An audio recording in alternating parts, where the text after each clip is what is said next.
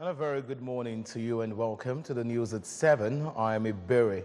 We're going to the headlines this morning. Governor Obiano reassures on improved security network. Anambra State Coordinator of NYSC, Aremu, reconfirms permanent camp will be put to use next 2 months. Suspected gunmen attack Katsina village, killed 10. On the foreign scene this morning, Arab League pledges $100 million to Palestine Authority after Israel withdrew funds. And now details of the news. Governor Willie Obiano has said that the security of lives and property of the citizenry remain paramount in his administration's agenda. Governor Obiano stated this during the Easter Mass at St. Joseph's Catholic Church, Aguleri, in Anambra East Council area. A.J. Kavanaugh found the report taken from here. While reiterating government efforts towards sustaining the tempo of tight security in the state and retaining its status as one of the safest in the country, made it clear that its administration will continue to deal decisively with criminals and defaulters of the law. He called on Anambra to extend arms of sacrificial love and charity to people they are better than, as it remains the best way to demonstrate the Easter spirit. The 40 days of fasting is to enable us to cleanse ourselves of all the numerous, if you will, sins that we've committed. And I believe on the Anambra, will usher in a new faith in what we are doing, strengthening of the good deeds that we are doing, and a period to throw away the bad ones, throw away corruption, pay our taxes as and when due, stop illegal levies, collection, all those bad things that we're doing. This is the period to throw them away.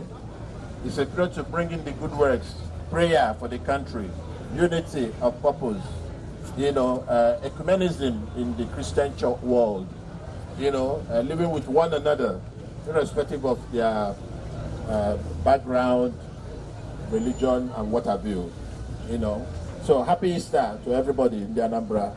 Earlier in a homily, the Episcopal Vicar of Aguleri region, Reverend Father Matthew Obiekezi, admonished Christians to use this period of Easter and make peace with God and their fellow humans in order not to allow Christ's sufferings, death, and resurrection be in vain.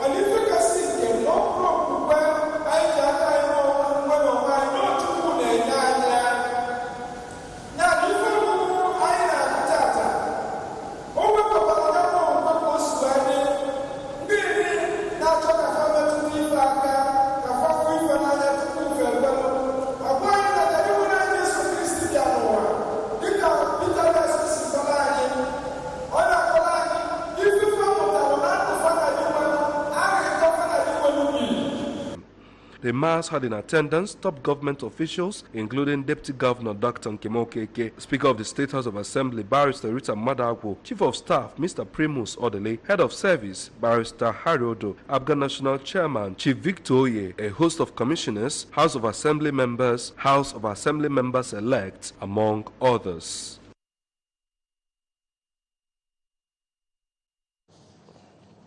Nigerians have been charged to imbibe the virtue of sacrifice for enhanced development of the country. The Anglican Bishop of Agwata Diocese, Right Reverend Samuel Ezefo, gave the charge while delivering his Easter message. Bishop Ezefo, who blamed the bane of the nation on greed, charged those occupying leadership positions to use such in improving the living standard of the people, cautioning politicians against acts capable of truncating the nation's democratic process. The Anglican prelate, who maintained that without the death and resurrection of Jesus Christ, there will be no hope for Christians, advised the faithful to abstain from behaviors that will make Easter lose its concept and meaning. He maintained that the period calls for sober reflection and advised Christians to re-examine their lives in addition to building bridges of trust, love, and good neighborliness. The State Coordinator, National Youth Service Corps, NYSC, Mr. Kehinde Aremu, has reassured that the NYSC Permanent Orientation Camp in Anambra State is to be opened for use by June 2019. The State Coordinator, NYSC, Mr. Kehinde Aremu, made this known when he paid a familiarization visit to the traditional ruler of Igwe Jewel Egwanu at his palace at Umwenu Village, Umuawolo. Correspondent Ngozi Obele covered the event and now reports.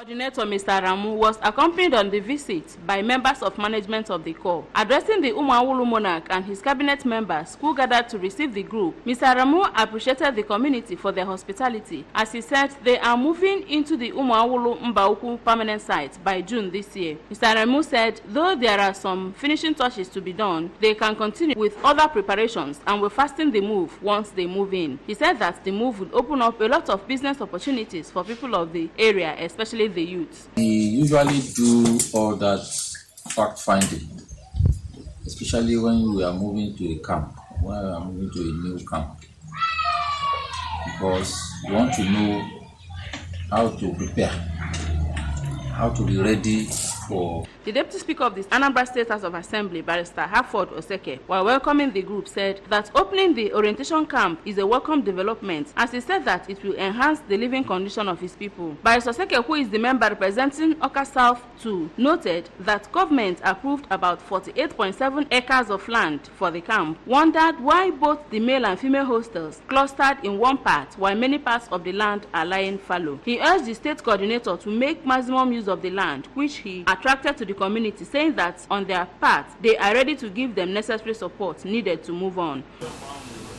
Let him build that into specification. He has gone far, but at least other facility should be spaced, especially the other side. From after that, if you are going to that place before the field, those places are still meant for that project.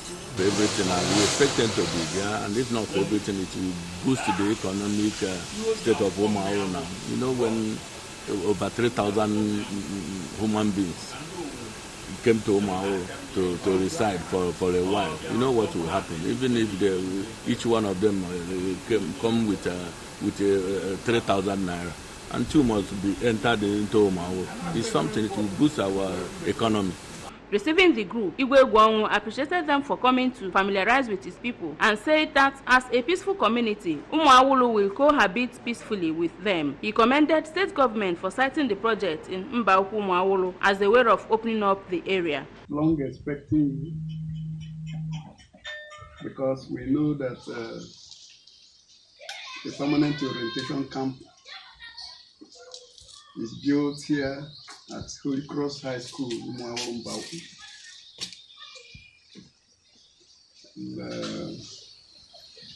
We've been eager to welcome you back completely from Omonia to this place. Umuawulu community is a very peaceful community, very accommodating. We love all Nigerians because our people are also spread across the country. From Umuawulu in Oka South Council area, I am Ngozi Obileri for ABS News. The 7th federal government IFAD VCDP supervision mission team in Anambra State has completed its 2-day working visit with a charge on farmers and processors to ensure environmental friendliness. The leader of the team, Mrs. Nadine Boza, gave the charge during a wrap-up session. Agri correspondent Abeleze now reports. The team has earlier embarked on field tour of Omo and the Fitogware communities in Ayamelum local government area, Umezanam Cassava Processing Group in Anambra West local government area, as well as Ufma Rice Production Group, Adendi Kilion Cassava Processing Youth Group in Orumba North local government area. Mrs. Bosa, who described their visit to Anambra State as an eye-opener, said, after interacting with youths and women farmers and entrepreneurs, it became clear that the federal government IFAD VCDP has greatly achieved its aims and objectives. Very encouraging to see how VCDP has helped them basically move from what they call systems agriculture to.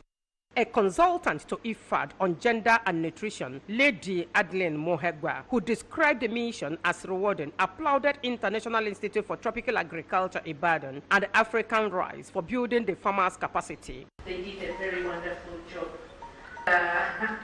To say that it was very good because I had mixed feelings still, but a lot can be done. The women that we saw are very open. Another consultant on climate change, environment and natural resources, Mr. Williams, called for the elimination of plastic waste and adoption of climate-smart agriculture and green vegetation. The State Program Coordinator, Federal Government IFAD VCDP, Mr. Anambra, listed low off-taking of cassava roads, flooding, inadequate developed lands, mechanization equipment and machines as some of their major challenges. Excellency, I wish to thank you. I always see the supervision mission as an aspect of capacity building. I've learned a lot. Earlier during the report presentation by relevant agencies, the State Manager of Nigerian Agricultural Insurance Corporation, Mr. Andrew Zoma, called on the federal government IFAD VSADP to subsidize the insurance of cassava in the state as applicable to rice to assist farmers in case of any natural hazard. In Oka, Ebele Eze, reporting for ABS News. Reactions have continued to trail the signing of the new minimum wage into law by President Muhammadu Buhari a few days ago. Correspondent Emmanuel Chibata went around the state capital to ascertain people's views and reports that some of the group poured encomiums on the president, while a good number of others held opposing views. His report. President of Oka, Mr. Samuel Moneme, said that the signing of the bill into law was a great attempt by President Buhari, though there was delay while implementing it. A good move, though there was a delay, but for signing the bill, it was a very good thing because the civil servants have long been waiting for that to happen, and for hearing that, he did well for doing that. In their separate speeches, some civil servants, Mr. Chizoba Anakebe and Mrs. Cecilia Ifediora, who expressed happiness over the new minimum wage, urged the president to help reduce cost of market commodity so that the civil servants will feel the impact of the increment when fully implemented. On his part, a political scientist, Mr. Michael Okoro, explained that the signing does not call for celebration yet, except if the country's economy is repositioned to a viable height. Call on the federal government of our dear President Muhammadu Buhari to please work on making the naira strong so that Nigerians could be able to import fuel and then things will be low. That is the only way we can enjoy it. It's not just by, because before you know it, the 30,000 naira minimum wage will not be able to buy anything again. Mr. Okoro called on the federal government to harmonize with state governors to make sure that the new minimum wage is sustained, adding that the salary increment should not bring about fuel price increase, which will bring untold hardship to the people. In a reaction, the vicar of St. Peter's Anglican Church, Amobia, Venerable Chris Obodo, added that the problem of the country is not just increasing workers' salary, but for the government to manage the nation's receipts judiciously, so that everyone will live comfortable and meet their desired needs. Let's say it is a starting of a point, so that maybe from there they'll still push on to go.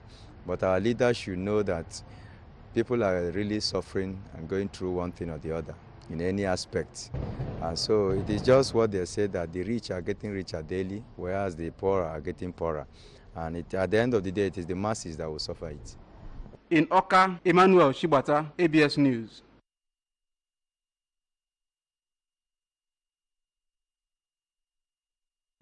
And moving on to our national story, suspected gunmen have reportedly attacked Yas Center, Sherere village in Kankara local government area of Katsina State, killing 10 persons while injuring many others. Report says the gunmen arrived at the village on motorcycles and opened fire on the villagers before setting ablaze shops and vehicles belonging to the residents.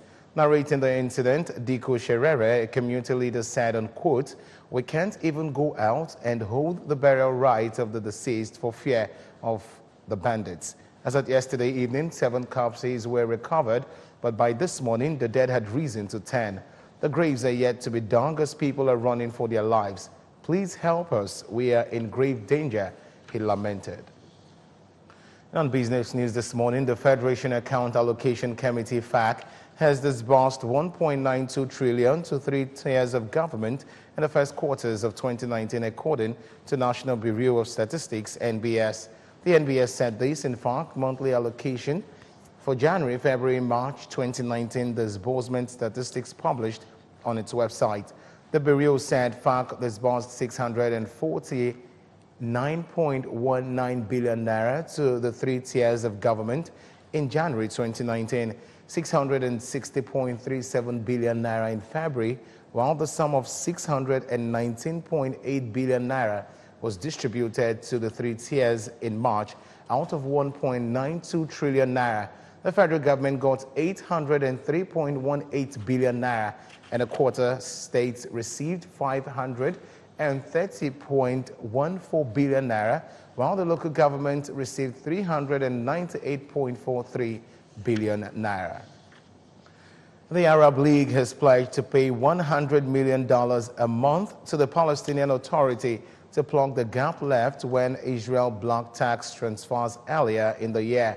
Israel collected taxes on behalf of the PA, but withheld $138 million in transfers in February over Palestinian payments to political prisoners jailed for attacks against Israelis. The PA sees the payment as a kind of welfare system for families who have lost a breadwinner. The freeze came as the Palestinians faced major budget cuts made last year after the United States slashed funding for the UN's Palestinian Refugee Program, UNRWA, and for development programs in the Palestinian territories.